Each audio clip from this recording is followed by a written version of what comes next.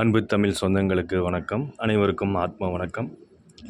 இந்த பதிவில் நாம் காணவிருப்பது, அதாவது பல யோகங்கள், பல தவங்கள் இந்த உலகில் உள்ளன. அவற்றில் சிறந்தவை என்ற கேள்வி நம்மில் பலருக்கும் வருவது உண்டு. வாசி யோகம், கிரியா யோகம், குண்டலினி யோகம், ஆனாபானா சமாதி தியானம் போன்ற பல வகை தியானங்கள், யோக முறைகள், தவ முறைகள் உள்ளன. இவற்றில் நான் எதை செய்வது, எதை கடைபிடிப்பது என்ற கேள்வியும் ஒரு குழப்பமும் அனைவருக்கும் வருவது இயல்புதான்.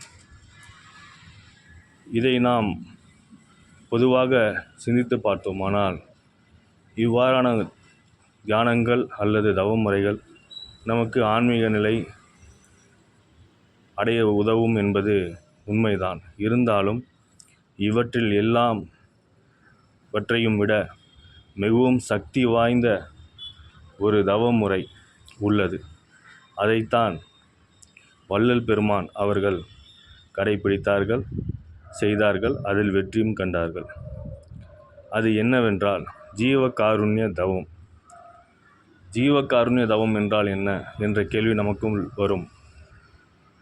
அதாவது அவர் செய்கின்ற ஜீவகாருண்யத்தை ஞானிகள், யோகிகள், மகான்கள் எப்படி இடைவிடாது தவத்தை செய்வார்களோ, அதை போல ஒருவர் ஜீவகாருண்யத்தை தவம் போல் செய்தாரானால் அவர் இறைநிலை அடைவதும், எண்ணற்ற சக்திகளை பெறுவதும், இறைவனை அடைவதும் அனைத்தும் அவருக்கு முற்றிலும் சாத்தியமாகும்.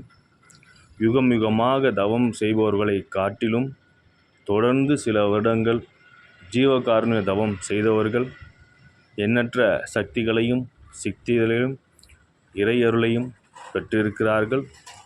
இறைவனோடு, அந்த அருட்பெருஞ்சோதியோடு, ஒளியோடு இணையவும் செய்திருக்கிறார்கள் என்பதில் மாற்று கருத்தானது ஏற்பட வாய்ப்பே இல்லை.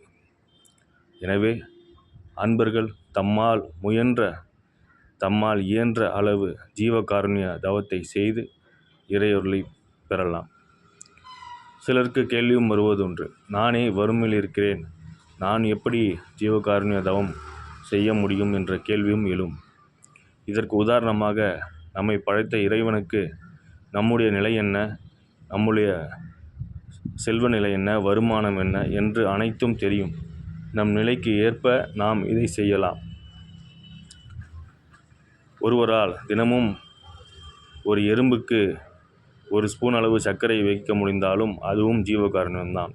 ஒருவரால் தினமும் 10 ரூபாய், 20 ரூபாய்க்கு பிஸ்கட் பாக்கெட்டுகளை வாங்கி தெருநாய்களுக்கோ மற்ற ஆடு, மாடு போன்ற உயிரினங்களுக்கு கொடுப்பதும் ஜீவகாருண்யம்தான். அவரவர் சக்திக்கேற்ப இந்த ஜீவகாருண்யத்தை தவத்தை செய்து இறையருளை பெற வேண்டும் என்று பணிவுடன் வேண்டிக் கொள்கிறேன்.